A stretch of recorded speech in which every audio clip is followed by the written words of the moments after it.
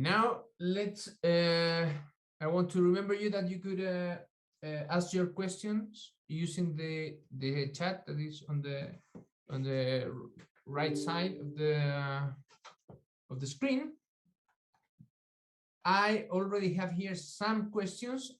The first one for Daniel Lewis said, given the nature of the data, it would be feasible to decompose your indicator into different economic sectors to better understand the systemic relationship and to be able to offer better fields of action by sector economic activity. If you want, David, Daniel, just answer.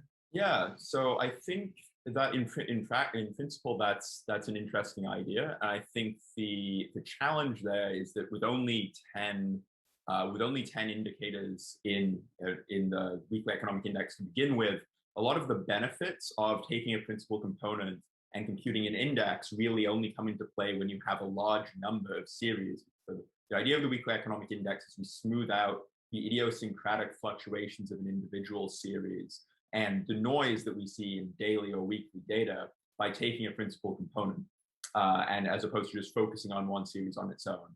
My worry is, given that we only have 10 series in there to begin with, you might think of computing a 4-series labor market indicator or something like that using the 4 labor market series. You don't have the same benefits of kind of the large dimension of data and reducing noise that you have in the baseline weekly economic index. So I think absent kind of a larger sample of weekly series available to us, I think it's going to be challenging to maintain the values of these sorts of indices while focusing on something a little bit more granular. That said, we have actually experimented with a solely labor market index based on the series that you saw in the presentation today. And it provides a reasonable indicator, but the performance was not as strong for labor market variables as our overall weekly economic index's performance was for real economic activity like GDP or industrial production, for the very reason that there's just not as much information in 4 series as there are in 10 series. So there's a real trade-off there. In principle, with a lot more data, I think that would be a great idea. And hopefully, as I said at the end of the presentation, as more and more of the alternative high-frequency data that we've seen in the other presentations becomes more mature and we can include it in the weekly economic index, maybe then we'd be able to do these sorts of exercises going forward. Thank you very much. Now I have a question for Alfredo Cristobal. Following. During the pandemic, we have observed the exit and entry of new firms. How this phenomenon has affected your estimation? Thank you very much for the question. No, this is really important, really relevant. No, but the collective of big companies that runs during when is established, no, at the 1st of January, because it is companies, or that it corresponds to companies that the previous year has a volume of sales more than 6 million, sorry, euros. So at the end, no, when we start 2020, no, the number of large companies was fixed. No, so it was decided, no, because the condition of large companies was related to the sales in 2019. So it is fixed, no, and we can do, we could, no, to follow, no, all the companies during all the year 2020 without exceptions, no. So this was the case, no. The question was not important for 2020, no, so but for 2021. Because in 2021, because of the pandemic, so the collective of large companies was reduced because the volume of sales was reduced, no, because of the crisis, no. So this has been an important effect, no, that have to be taken into account, no, in in analyzing the rate of the year-on-year rate of growth. No, but it's a question of the year 2021, not for the pandemic. In 2020, we could not to analyze the behavior of the retail trade, no, on a equal way, no, since the beginning of the pandemic. Thank you very much, Alfredo. Now, yeah, the following question is for Joaquin.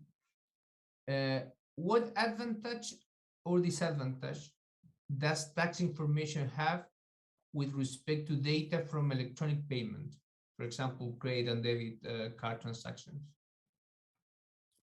Okay, thank you for the question. It is quite an interesting question as well, because we have these two data available at the central bank. But for advantages of using electronic receipts, in this case, or administrative records, I have to say that we have covered here all the cells here, so we don't have any biases related to the payment method in the case of people changing the way they behave in terms of using cash instead of card, or card instead cash. So we don't introduce that kind of biases in the time series, because we are considering all cells. But of course, the disadvantages, or more, I can say that the advantages of using card transactions is that we can go down to a much better detail. We can go down, for example, to regional data. When we use administrative records, we have the limitation that we are using the data at the firm level, so we don't have access to the branches. We cannot go down to the branches. So this data becomes less interesting for a regional breakdown, right? So that's I think that's the main advantage of using card transactions. Thank you very much, Joaquin. Yeah, we are running out of time. I think we have time for one more question. I don't know, Gabriel, if you have I know that you're receiving many questions from the audience. I don't know if you could pick one or two. Yes. There are many questions on the chat box. Well, I would like to read some of the.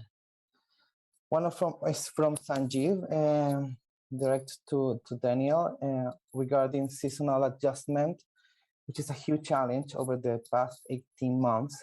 Have you made any specific adjustments to separate signal noise and trend changes? There is another question from Daniel, but I think that can be answered for any of the participants. And what is your view in terms of will high-frequency timely indicators replace or reduce significantly the role of the traditional national accounts data? Maybe with this question, we can close the round.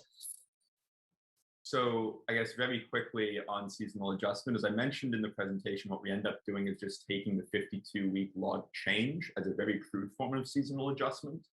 We experimented with much more complicated forms of seasonal adjustment using projection on low frequency series to take it to kind of separate seasonal fluctuations, and using dummy variables for events like Christmas or Easter and things like that. We found that basically the performance through the very crude method that we were using was pretty much comparable. There are some recent papers, though, that computing alternative weekly economic indexes for different countries where people have done a much more sophisticated form of seasonal adjustment, which seems to work well there.